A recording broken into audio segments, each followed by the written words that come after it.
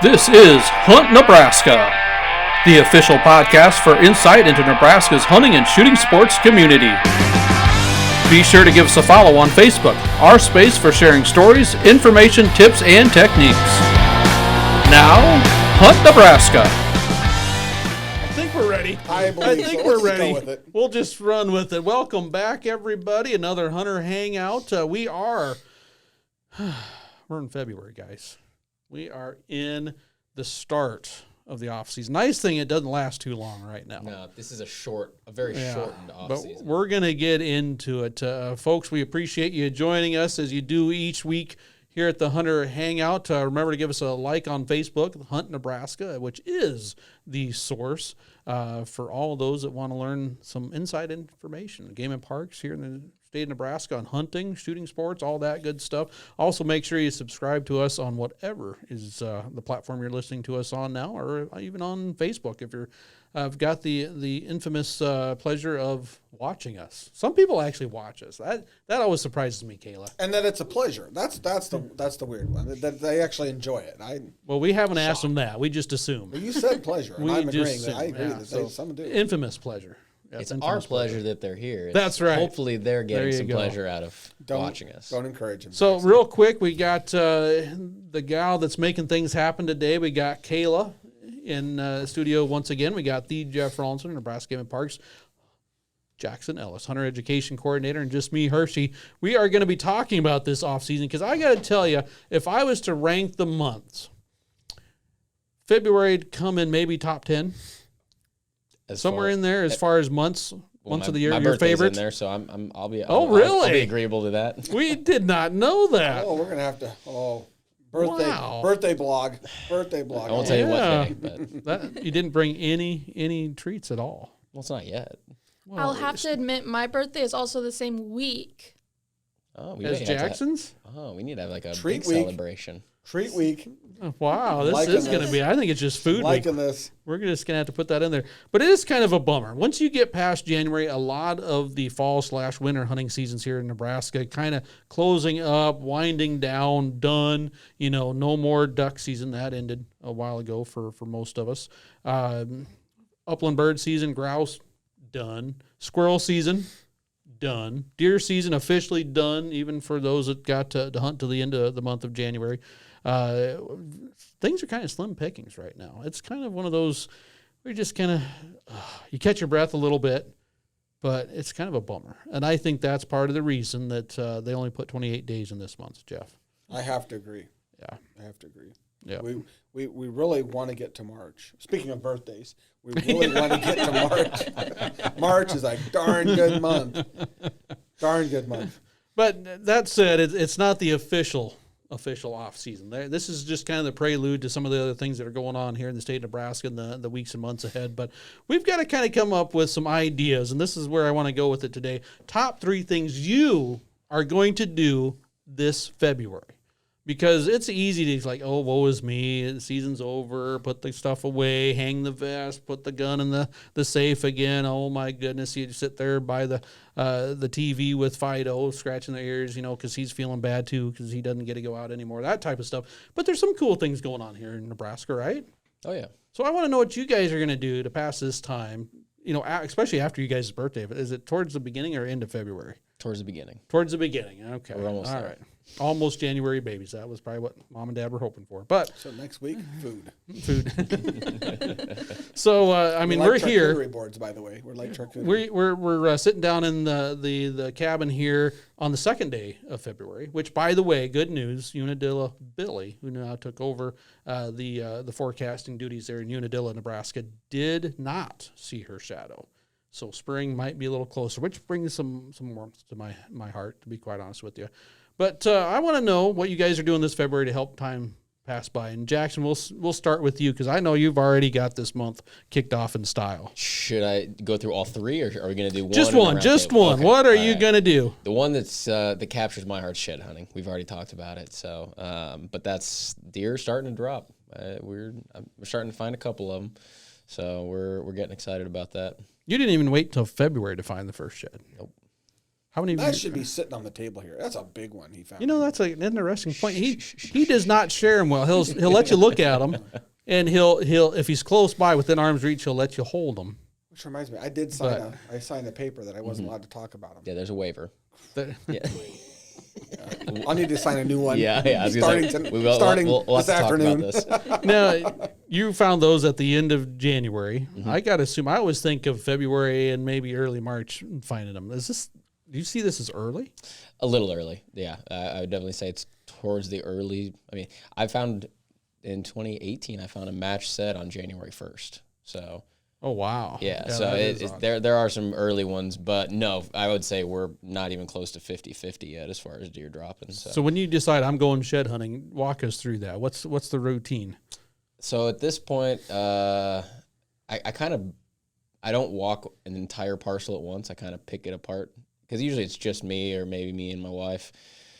But so we'll pick just parts and we'll really comb through that area and then save another part for a different day.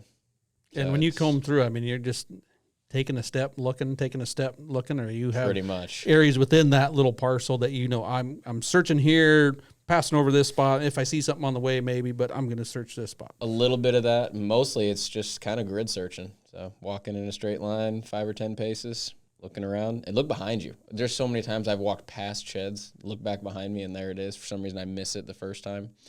And fields. So one of the ones that I found 2 fresh ones so far, and the one fresh one was out in on the edge of a cornfield or a bean field, and I actually spotted it with the binoculars.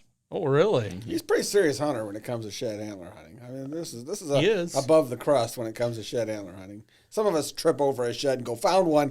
Jackson, on the other hand, is grid searching. He's got the sun at the right angle. He's pretty into it. I enjoy it. Yep.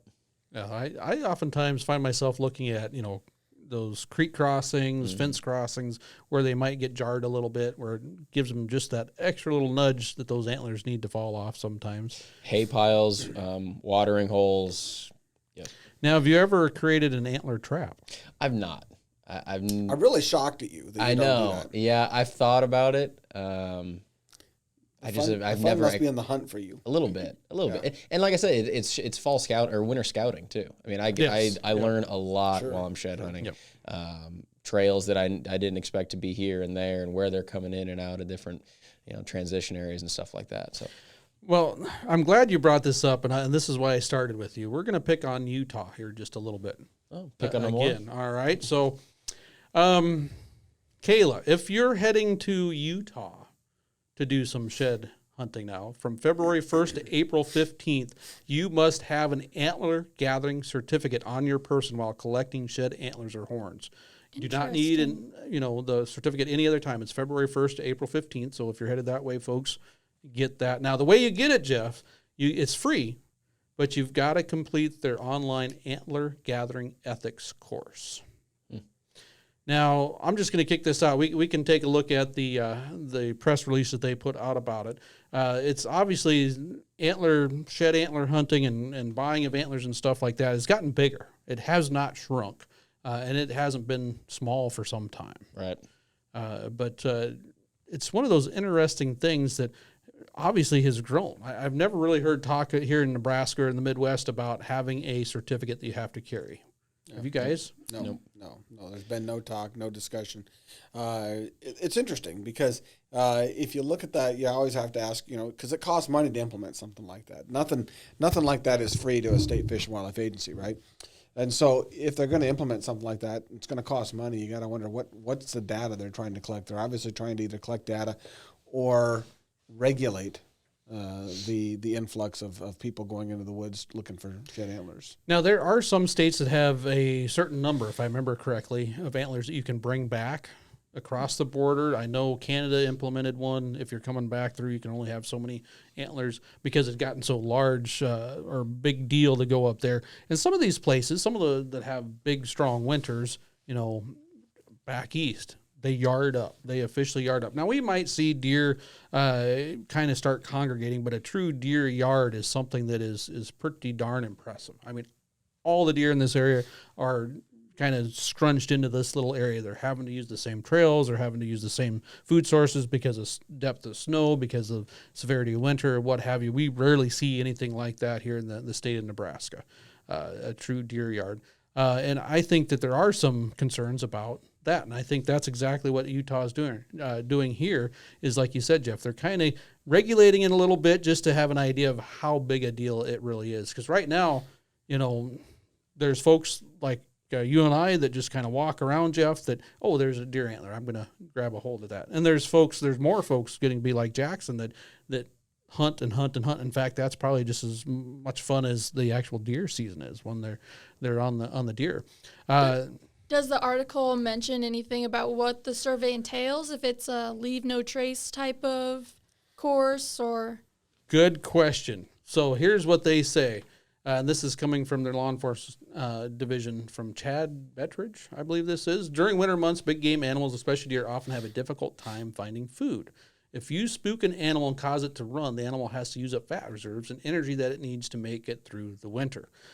From late winter through early spring, the habitat in big game animals run is usually wet, which means it's more at risk for damage. So if you traipse through there, or the critters do, they're kind of tearing up some of those areas that they rely on. Fortunately, you can gather shed antlers without stressing the animals or damaging their habitat, and the free antler gathering ethics course will teach you how. And so it talks about some of that in the course as well as it talks about deadheads, which a lot of states are able to pick those up as long as it doesn't look too suspicious. Utah, you actually have to report that and whatnot. So I think it walks you through how to get in and out without bumping the animals, without causing undue stress. This, again, just like the Utah ban on trail cameras, mainly on public grounds. On private grounds, you still need the certificate, but you don't necessarily have some of the same concerns, perhaps. But on public ground, I'm guessing what they're coming from there is more people going out there to do that. Yeah, there's also places like wintering refuges and stuff like that in western states where there's a start date for shed hunting. And I mean, it's like the boat races in Arkansas. I mean, there are people lined up at the gate on their horses, and the game warden opens the gate, and it's just a flood of people. It's wild to watch. But you think about it, what Doesn't sound fun. Where is it? Is it Jackson, Wyoming? There, what we all know is Jackson Hole. That you're not allowed to pick up elk antler sheds. That there's a scout troop that does it, and they do it for a fundraiser. They're the only ones that can do that. I believe that's a national refuge. Help me out, Jeff. But, well, there's national refuge, and then there's state land and private land all around that area. But I believe. Well, I don't know. I believe that's on the refuge, but I don't know. That's really cool. I didn't know that. Because they've always had monetary value. Oh my gosh, probably more elk now antlers than ever. So it is kind of interesting that's taking place, and more talk about, again, protecting the resource, allowing people to access it for some recreation, and shed hunting. It can be a lot of fun. It can be kind of frustrating, but it can be a lot of fun. I mean, yeah, you can go to the Home Depot and find sheds. I mean, it's pretty simple. I was in the Home Depot the other day. Parking lot, there were 6 of them. So, I mean, I don't know. I don't know why this is so tough. We need a budum. Yeah. We'll put that in. Okay, now we're good. It's also one of those things, you still need a piece of paper, though, to make sure that you can transport those legally to the parking lot, Jeff. It's called a receipt. But... Okay, there was that rim shot again. Yeah, it's getting bad, folks. It's getting bad. Yeah. I don't know, one bad... I went there, but you came in and joined me. That's what's even scarier. Well, I just had to explain it to those that might be, also trying to turn left as they listen to this podcast. And took it back to the lumber yard. The Splendor joke was the one going on. So, but it is kind of interesting to keep that in mind here in the state of Nebraska. Obviously, that is not a requirement. No. And it's one of those things I don't foresee it being a requirement in the future. But who knows? We'll see. You did mention leave no trace. So the one thing we also do when we go out shed hunting is I'll put like a plastic target bag on my hip and carry out trash. And it is always full, sadly, but it's, especially ditches. Yeah, if you're out there shed hunting, I highly recommend it. It's So what are you finding? What's the top trash piece that you're finding out there? Probably other bags. I'm going to go with other shopping bags. Aluminum cans. Really? Oh, okay. okay. Yeah. All right. Boy, Here's something else. I'll toss this out before we completely leave the shed antler hunting side of things. You're going to be next, by the way, for what you're doing this February, Okay. Kayla. But small game, or excuse me, a small mammal biologist in Iowa offered up this suggestion. If you're out there shed hunting, if you've ever been out there, you'll notice that sometimes there's a lot of small mammals that chew on those antlers, and they're getting some minerals, some things that help them through the which winter. is what worries you the most. It Yeah, does. I know. It gives me But nightmares. it's one of You those barely things sleep. that he suggested that, hey, make a trade. Take a little piece of like mineral block or something like that. Toss it out there. Deer might make use of it if it's big enough, but also at the same time, those little critters have an opportunity. Squirrels, voles, all those Save types the of mice. things. If I could get him to sign a contract, I would make that trade every day. There you go. There you go. Save the mice. Yeah. That use it for what it's worth, but it is one of those things. Without snow, it's going to be a tough year for those small mammals right now. It is. So, all right. Kayla, what are you going to do? What's the top thing on your list to do in February besides celebrate a birthday? I'm going to focus on my dog. What? Can you give us more details? So he is a 1.5 Springer Spaniel puppy. I call him puppy all the time. Even They're when still he's- puppies at yeah. that age. Oh, yeah. Yeah. I've done very basic introduction to hunting with him. He knows his whistle commands. He's okay-ish on casting. He's retrieved ducks, pheasants, all that. So I'm planning on going a little deeper before I get super busy with Game at Parks, all of our expos, and then summer when it's super hot, just kind of start that next round of more in-depth training with him while it's a little slower. That's impressive. That's impressive, guys. I do think there'll be days when Kayla's going to have to, it'll be her day off or something like that, but you'll need to swing by the office to grab something.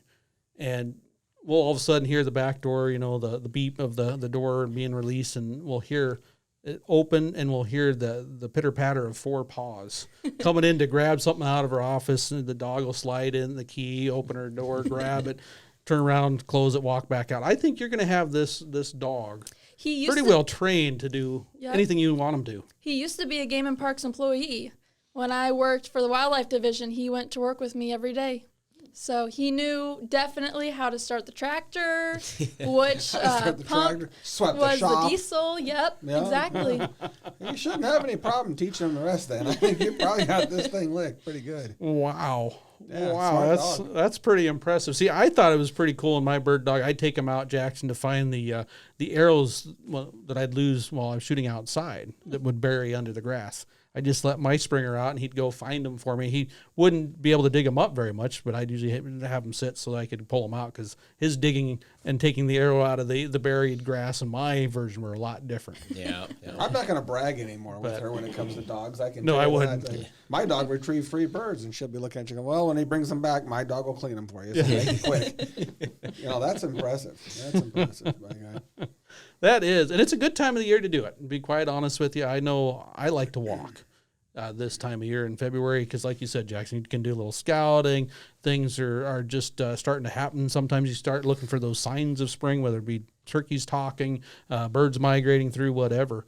But it's a fun time to get them out and exercise and all that.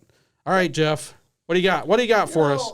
I got to say my top thing that I know I'll be doing, we'll be moving into snow goose. Yeah, Really? in the next few weeks. And so, we'll be probably heading out next week and setting up our snow goose field and getting our blind all ready to go for the season. What does that mean? What does it mean to set up the snow goose field? Getting the decoys ready. You can either deploy them or we get them ready, get them cleaned up and ready to go.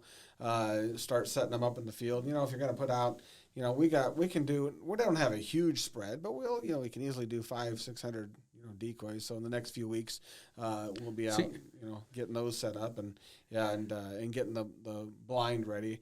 The blind at this particular pond where we have snow geese that move through pretty heavily is a blind that's out in the water, and so it needs to get ready to go for the season. I think, Kayla, if there's one big difference between hunting for Canada geese and hunting for snow geese, it's economy.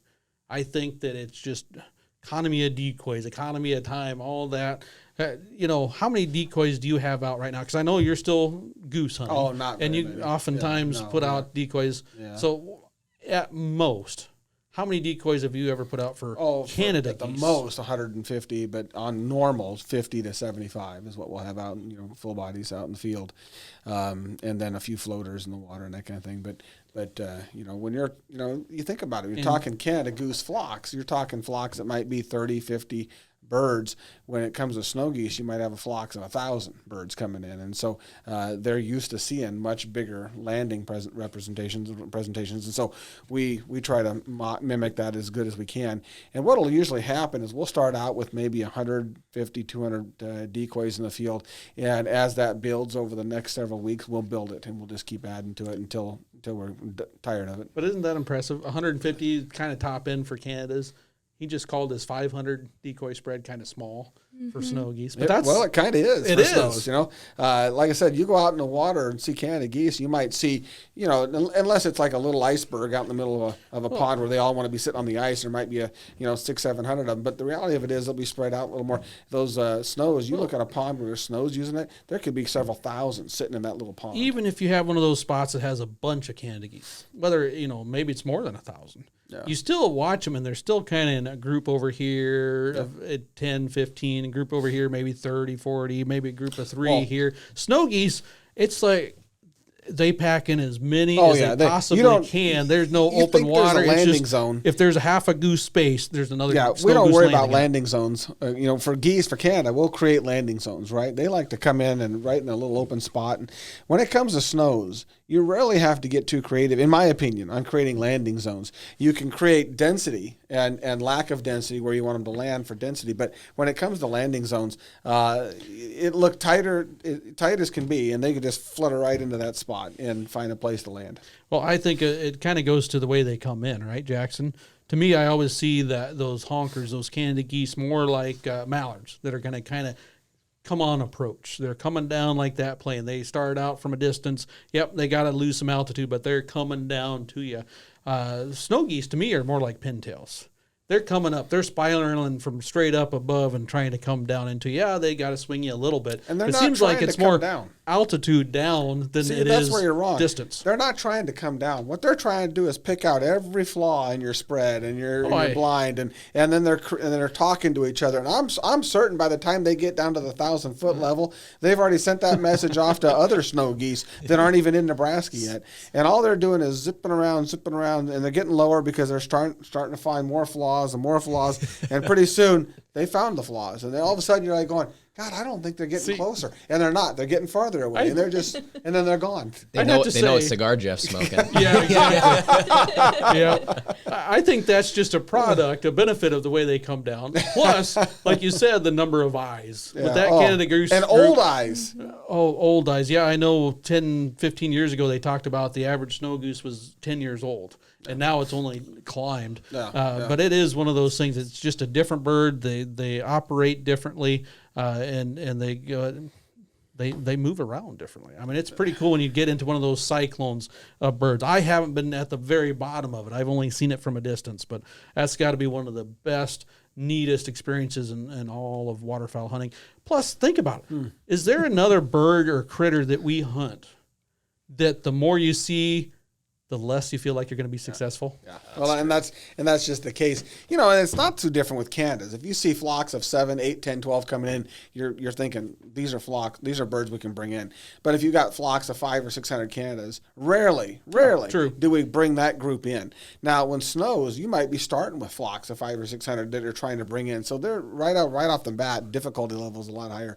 But I think it's the fact that you've got so many older birds in the population that are above you. They've seen this before. They know what's going on. They've been shot at. They've had coyotes try to take them. They're a pretty cautious bird in general. So I think that plays a huge role into it. I'm going to make this decoy statement and see if you guys agree. I kind of like silhouettes for Canada goose hunting. No place for silhouettes snow goose hunting. No, I don't use silhouettes. It's all full bodies and rags. Because again, I think it has to do with the approach. The profile of that decoy for Canada's is they're coming up needs to look goosey. From snow geese, when they're coming straight down, that they don't see that near as much. Yeah, they'll move around a little bit, but the bags and the old Texas rags and the shells and all that stuff. Rags then are you need some of that width out there. So, I would tend to agree. I see people doing it, and I Sure. think it can work. I think it can work in conjunction with other decoys, but it has to. Yeah. But I'm not a huge snow goose hunter. No, me neither. Oh, I'm not either. Trust me. Not me. I did it years ago for sport. Every day it's been revenge after that. Every other day has been for revenge, and I'm still enacting that revenge. But no, I'm not a big snow goose hunter. I know guys and gals who are, and they spend an incredible amount of time. We dabble in it, and every year we're thinking, maybe next year we're just not going to, because it's just, and here we are. Next year, we're going to get out there and try it. It's fun. And when you got, thousands of white geese descending down on top of you, it gets to that tornado where they start creating that tornado around you. And I'm convinced you can yell at each other in that tornado. And I don't think they have a care in the world. Oh, yeah. That tornado is a functioning system in and of itself. And I'm convinced there's very little you can do other than just sit tight and hope that they don't pick out all the flaws in your spread. And I think that's why, which you are allowed during that conservation order, you're allowed to use electronic calls. I don't think there's a way, if you get one of those big flocks of snow geese over top of you, I don't know there's any way for them to hear what you're saying blowing through a call. No matter how loud you are. No. And we've seen them come in silent. I mean, just swirling around, and they're just not making any noise. And you really wonder, what's up there? What? They're not even talking. What's going on there? But usually it's so deafening that loud that I don't know what good a call does. Regardless, I do believe when it comes to snows, probably the most important detail is your spread. Having something that looks like what they're used to seeing, and in a location that they're used to being, and having the size that keeps their attention and looks, gets them landing in the right spot, and that's where density comes into play with where you set your decoys. But other than that, it's it's anybody's guess. February 10th is when that conservation order opens up. You can find that in our current waterfowl guide, which is connected right to our small game guide as well. So a lot of fun there. Some interesting times, some interesting challenges with snow geese, to say the least. So, all right, Jackson, number 2. After which we know you're going to shed hunt from February till March. You might keep an eye open for it during spring turkey season to see if there's one that you or Katie missed out there. But what else are you going to be doing this month? Coons. Coons. Raccoons. This is kind of a new endeavor for me. I'm finding out quickly that I am not a great trapper. And so there are 3 that have died, and one actually this isn't kind of a side story, but I came up over the hill and there were 3 eagles that took off right off the ground. And I was like, there's something dead up there. And I went up and it was a coon. I don't know if they killed it there or what, but it was in the middle of a bean field, nothing around it. And I looked at it, it looked healthy. It was a big coon. So I don't know if they just cornered, swooped in on it, or I have no idea. But anyways, we've got a coon problem, and I've seen our turkey numbers.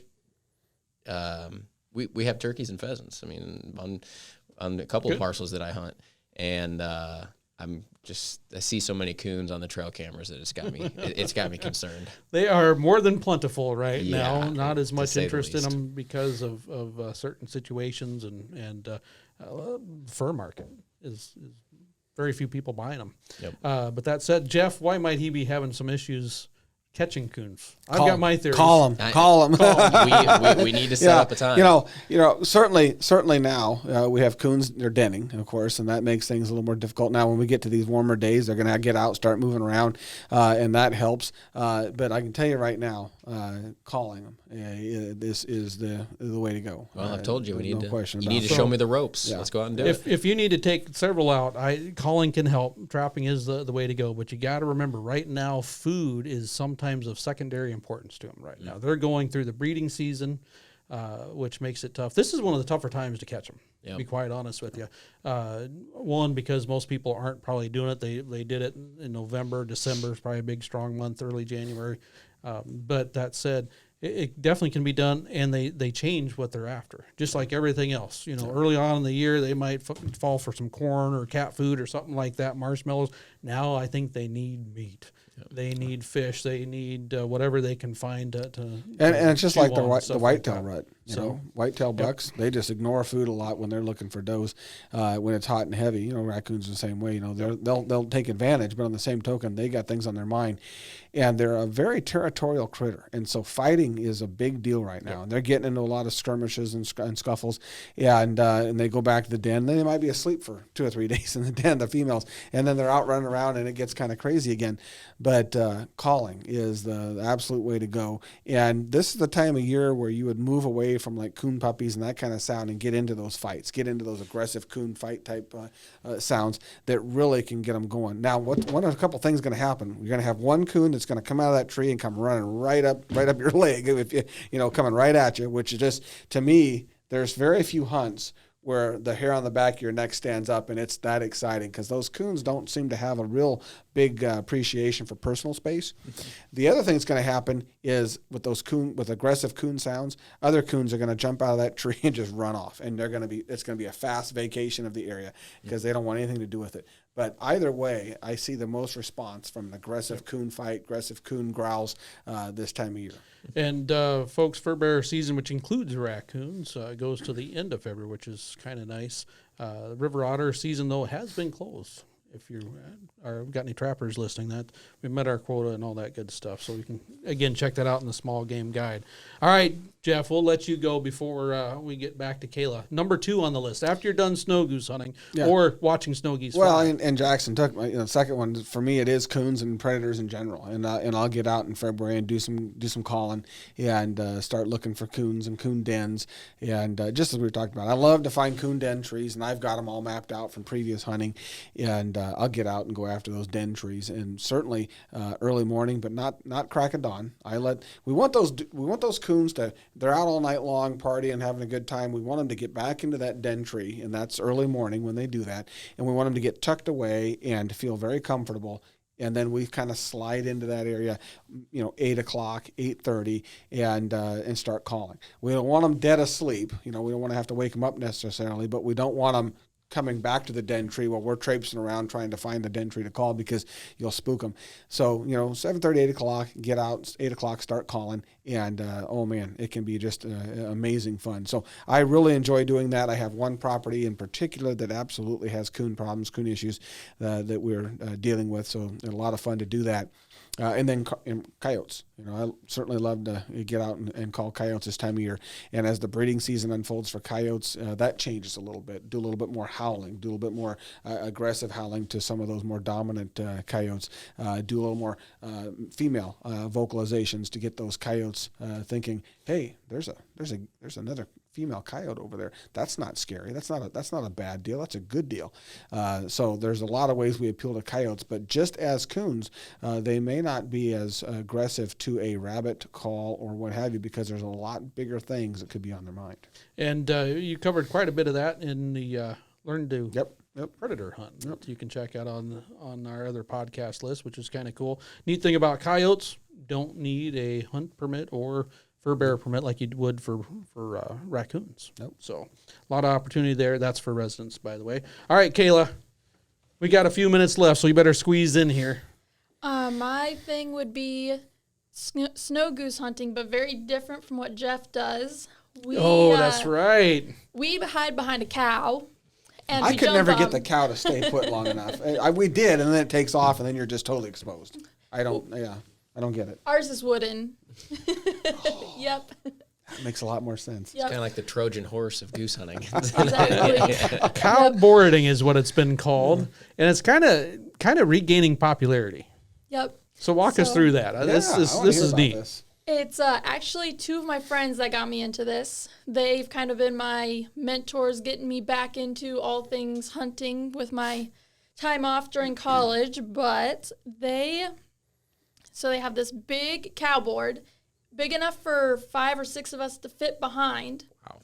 And there's handles on the back, and you basically just drive around with OnX looking for huge flocks, get permission, drag the board out of the back, and we just huddle as close behind it as you can, and you go maybe 5 feet, and then you stop. And you have a scouter who will look around the board and see what the geese are doing. And usually it's my friend Tyler that does that because he's good at spotting the geese. He's the veteran cow boarder. He is, yep. Then you'll stop and you'll go another 5 feet. Maybe change trajectory if as you get closer, the geese start walking away. So then you move a little faster and a little faster. And then all of a sudden, Tyler just throws the board and says, take them. And you take 2 steps aside and shoot as fast as you can. Which is usually a wall of white, I'm guessing. A wall of white, yes. When they get up. And this is usually done in a crop field where they're feeding? Usually, yep.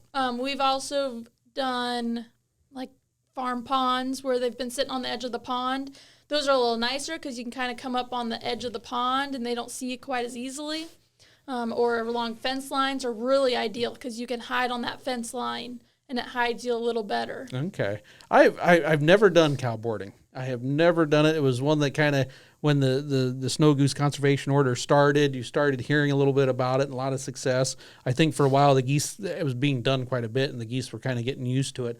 But now, not many people do it, so probably increasing in effectiveness now. Have you guys, either one of you guys, No, I've never done. I've watched it done. I'll never forget. Years ago, we were heading to South Dakota, and the gas station was about 2 miles up the road, and we didn't want to go that far. We wanted to get on the highway, but we decided we're going to go to that gas station. And on the way to that gas station, it's about a 2 mile jaunt from the highway, and looked off in the field, and there was these 2 guys cowboarding, and they were behind a cow, holding that thing up, you could see this flock of snows out in a little pond over there. It was like, wow, and they had a ways to go. We went and got gas, we got some food and whatnot, came back, they hadn't hardly moved 20 feet. I mean, they were still, and I thought to myself, man, they got their work cut out for them. I wanted to sit and watch it, but I figured this could be hours. And so we went on, but I can honestly say, certainly it sounds like a lot of fun. Sounds like you gotta be careful of non-target species and all that when that happens, but when that big flock bursts. But the good news is you have a long time to watch the flock and to look what's there. So I think there's a really good margin there, which is a safety margin and whatnot. I think it could be fun. The neat thing about the feeding flocks is generally they're more strictly snow geese. Where on the water, that's where they do some mixing. The one thing I've often wondered, and you guys have probably all heard of it and maybe even seen it, cow boarding obviously has worked, but they have those mirror blinds. I can't remember if they call them ghost blinds. They've gone through a couple of different names. The whole idea is they reflect the habitat around you or the sky or anything like that. I got to imagine that there's been somebody that has tried to use that for snow geese, where now you just look like part of the crop field. And as you get closer, you probably just look like more geese. I don't know if that helps or hurts, but most geese can't recognize their own reflection in the mirror, not like they get many opportunities to see themselves. But I got to assume, because I've heard our good buddy out west, Rick Wyndham, has used it successfully on pronghorn. And he says they're almost oblivious to it at times. You just have to make sure the sun isn't in the wrong spots that's pushing your shadow through it. But you talk about an animal that is made for seeing you and picking you off at a mile, 3/4 of a mile, and taking off. Pronghorn are that critter. So I got to assume that one of those mirrored blinds getting closer and closer might be pretty darn effective. I'll have to experiment with it and get back to you. There you go. Not only effective, but I would think the rate at which you could approach the flock would increase with one of those. Because, a cow running toward the flock is going to scare a flock no matter what. Especially sideways. Yeah. Yeah. And so, but for to look like another flock of geese just approaching, I can't imagine that has the concern. I've never tried one of those. I've always wanted to do it for turkeys, right? Mm-hmm. Sit behind that and a big old tom out strutting, and you just see another tom strutting right up to him. I would have think that would be a really advantageous, but never tried it. Be interested. I'd be very interested to see how it would be. It would be. All right, we are winding down on our time. What else do you guys have? What have you got on your to-do list in February that we haven't mentioned yet? Well, we'd like to know what you're thinking of doing in February. Well, like I said, I like to walk. I like to take the dogs out, exercise them. I do a little shed hunting at it, looking around. This is my favorite time to start dreaming about the coming seasons, whether it's turkey season. All right, this looks pretty good this year. This corner back here might have some birds strutting in it. Whether it's this fall, I'm plotting and planning. All right, maybe a tree stand over there. Why did I put it there this year? It needs to go down here. Like you said, Jackson, finding those hidden trails and different approaches. There's some spots I do not have figured out after 2 years. I got pictures of deer in the area, but when I'm there, nary a deer. Probably the way I'm getting in and out. So I got to find a better way that way. But I also, as I'm walking in between all that stuff, I'm thinking, all right, what decoys need fixing? What do I need to buy? Because this is a great time of year to buy stuff. Hunting clearances, folks, if you haven't figured it out, they occur at the end of the season. So hopefully you've saved up some of those gift cards, Christmas cash, whatever it might be, because now's the time to add to whatever it is you need to start getting for the upcoming season. So there's a lot of things to be done in February. Unfortunately for me, it's probably not a lot of the hunting or anything like that. It's the getting ready for the season. Your success next fall probably starts right now. Yep. To be quite honest with you. And that's what we'll spend a lot of time doing, is repairing decoys, putting stuff away. Yep, big time. Putting stuff away is nice, Yeah. isn't it? I mean, it's Especially in nothing the like fall when you go to deploy. unless like my spring turkey gear. Usually by the end of that season, by May, it's just like, oh, all right, or June starts like, I'm so glad I survived another season. You're just excited about it. You go through it, and by the end, you're just like, thank goodness that's over. I don't think I could take another day of that.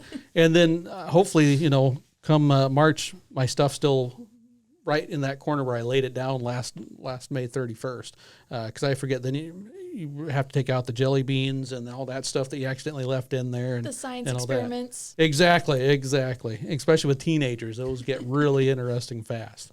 So, but not a bad time of year to do that. And I will say this is a great time. We've all had those mouth calls, right? Of course, they had a pretty rough season last season because they were in your mouth a lot. Yeah, and so you can start using those again if you want. But this is the time of year that most mouth calls are on sale, on clearance.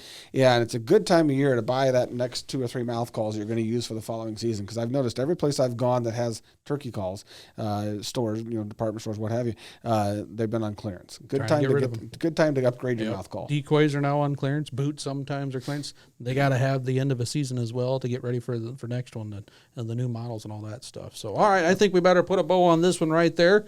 Again, give us a like, give us some comments. Tell us what you're going to be doing this February in the next 28 days or so. So, until next time. Hunt Nebraska, brought to you by your Nebraska Game and Parks Commission.